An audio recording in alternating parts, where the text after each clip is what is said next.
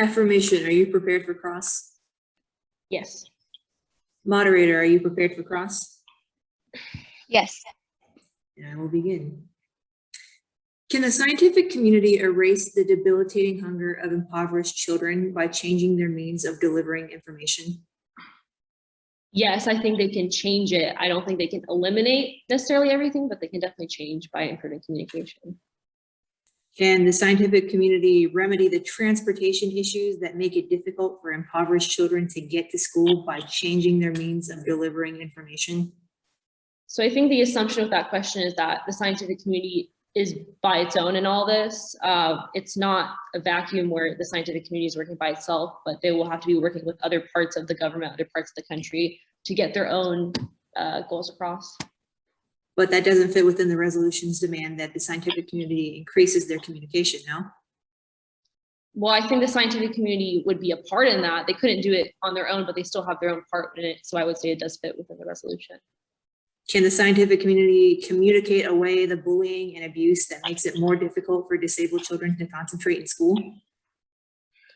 I think the point is that overall, the scientific community can make a difference. Maybe they can't make a difference in every single person's life who is currently not getting the education that they deserve or they are entitled to, but they can do some change, and some change is better than no change. Okay, but not the significant change that the resolution demands. I think that is significant change. Change is change. Okay, can you give any specifics on how the scientific community can reach more impoverished, disabled, and political groups by changing their communication? Well, I think they could reach out. They could do a better job of being more holistic. I think that would be the word, of not just talking with other scientists about how to improve scientific communication, but reaching out to the Department of Education, reaching out to other sectors within the government who are focused in these fields so that they're not doing the work on their own, but rather that it's a holistic approach. Okay, so then to specify the population we're addressing with this resolution, in your second point, you list many statistics about a large portion of Americans desiring education. How does this address the targeted population of, quote, baseless, irrational, and dangerous skeptics? Can you repeat the question? How do your statistics in your second argument address the desired population of baseless, irrational, and dangerous skeptics that we address with this resolution? So my statistics refer to Americans generally, and there's a few statistics in there who focus on certain age groups, certain other things. And those people who are unhealthy skeptics, who aren't being skeptical of science in the correct way, they are also Americans. They are included in these general surveys. So they are part of those statistics that I list. Is it not embedded within anti-intellectualism that they do not trust academia?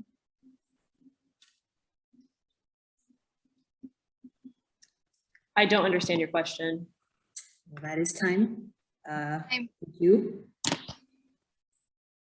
I will begin with my own speech then. Good evening, everyone. My name is Holly Smith, and alongside my expert teammate, Sophia, I stand in firm negation with the resolution. If the scientific community improves the way it communicates with the general public, there will be significantly less scientific skepticism in the United States. Scientific skepticism is, pardon the pun, a pernicious plague in this nation. And I wish the cure were as simple as improving communication. However, America's scientific suspicion is too deeply ingrained in our nation's culture and history and technology to be uprooted by merely changing the way information is delivered to the public. We have arrived at this conclusion based on the following 3 points. First, that those who doubt the word of scientific professionals are supported by a culture of anti-intellectualism. Second, that the scientific community in the United States discredits its own ethos with a history of harming marginalized communities. And third, that questioners reinforce their beliefs via extremist media, which means they would not even get the chance to engage with a more communicative scientific community. The first major rift between the scientific community and the American public comes in the form of an anti-intellectual culture. I was initially hesitant to discuss this point at all today. Here I am speaking to an audience entirely composed of academics, people who are either in the process of earning an education or have already proved their merit, and having to detail a thought process that villainizes us. The onus is on me to explain to all of you in unbearably intellectual terms why the public may be inclined to distrust us. To some extent, I must justify and encourage empathy with the cause to ensure that I am not conforming to an anti-intellectual's expectations. Maybe I am biting off more than I can chew, but it must be made clear that anti-intellectualism is prevalent and, whether it offends us or not, explainable. Studio ATAO states that the working definition of American anti-intellectualism is, quote, a social attitude that systematically denigrates science-based facts, academic and institutional authorities, and the pursuit of theory and knowledge, end quote. It is difficult to quantify how many Americans subscribe to this belief. The Republican Party's 2020 official platform emphasizes the importance of divesting from education. Climate Chat states that 27% of Americans are either disengaged, doubtful, or dismissive of the existence of climate change, with only 7% of that group coming from a lack of information on the subject. Futurity states that as of June 2021, 22% of Americans self-identify as anti-vaxxers.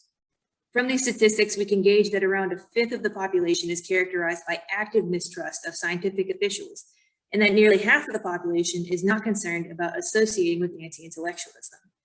The statistics about climate change deniers and anti-vaccine movements also indicate that only a minority of those populations are deterred from the research by a lack of communication on behalf of the scientific community. All journals and articles I have found about this topic come with the inherent flaw of viewing anti-intellectualism as an othered entity bordering on an evil. They deride and simplify the movement as the product of political scheming and lack of education and plain old stupidity. If we are to truly understand how anti-intellectuals justify their beliefs to themselves, we must consider the human element of the philosophy, which is hostility to inequality. Anti-intellectualism is a manifestation of anti-elitism in a severely stratified nation. According to a 2015 Edward Jones poll, quote, only 17% of Americans overall believe they can cover the expense of college for themselves or a family member, end quote. The US Census Bureau found in 2019 that only 42% of Americans over the age of 25 had some form of college degree. Only 22.5% had completed 4 years of college. Education in America is a resource reserved only for those who have money or are fortunate enough to qualify for scholarships, both of which are signs of status. This matters because economic inequality is the best predictor of hostility and violence, even more so than poverty, according to the Scientific American and just about any sociologist or historian you can find here at UF. Those who identify with anti-intellectualism are not dismissive or combative about the words of professionals. They are inclined to dispute because those people have the authority, opportunities, and resources that the vast majority of Americans are denied. We can deride it as irrational and emotional, and it certainly is. But science tells us that this reaction is human. None of us are above it in the right circumstances. The wariness of anti-intellectuals is reinforced by cultural, economic, and psychological groundwork that cannot be undone with mere words. History also gives many Americans reason to distrust scientists and the institutions they represent, particularly among marginalized groups. There are countless historical and ongoing examples of medical professionals either neglecting or actively harming racial minorities, women, and queer people, which discredits the scientific community as a collective.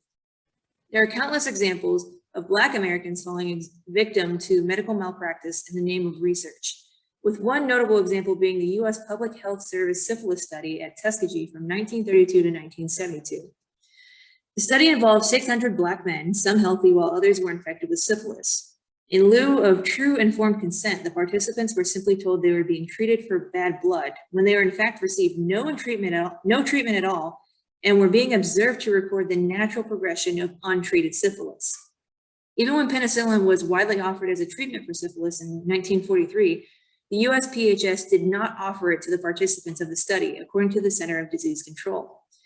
Stories like this leave scars that cannot be healed with words. Pew Research found in 2020 that only 53% of Black Americans have a positive view of medical research scientists compared to 68% of white Americans. Another tragic instance of the scientific community's neglect of marginalized people can be seen in the 1980s AIDS epidemic, specifically how lesbians and queer women were addressed. According to the Foundation of AIDS Research, the disease was initially identified with gay men when it emerged in 1981. When HIV was found in women, they were ignored and excluded from clinical trials of HIV/AIDS medication. It may be easy to relegate these events to history, but the fact of the matter is that disparities in medical attentiveness persist to this day. The New England Journal of Medicine found that women are 7 times more likely than men to be misdiagnosed and discharged in the middle of having a heart attack because doctors are more likely to dismiss women's pain and are less familiar with female physiology. You may find it funny that scientific skeptics turn to crystals or astrology or alternative cures for serious illnesses. But when the scientific community has proven to be consistently neglectful of underprivileged groups, isn't it just sad that people believe they can trust the stars more than their own doctors? Our final point is that those who are skeptical of science do not seek out communication with the scientific community, so they would not be reached by an improvement in communication. The politicization of science and intellectualism contributes greatly to this phenomenon, as I alluded to earlier. In 2016, the Pew Research Center found that 15% of conservative Republicans believe that only 15% of conservative Republicans believe that climate scientists can be trusted to give full and accurate info on the causes of climate change, compared to 70% of liberals. Furthermore, 72% of conservatives believe the news media exaggerates the threat of climate change, compared to just 8% of liberal Democrats. The Pew Research Center found in 2020 that Republicans are 25% less likely than Democrats to have strong confidence that scientists act in the best interest of the public, and the gap is widening with the pandemic. The political gap is significant because it impacts how people consume news media. Pew Research, who could have written my argument for me at this point, found that consistent conservatives distrust 2/3 of listed news sources, while consistent liberals distrust less than 1/4 of the sources. Moreover, conservatives are more likely to have friends who share their political views, with 66% saying most of their close friends share their views on government and politics. These statistics clearly show that the mainstream political alignment, which most identifies with scientific skepticism, is also the least likely to be confronted with challenging beliefs in their daily communications. It does not matter to scientific skeptics how the scientific community delivers their information. They will actively avoid it.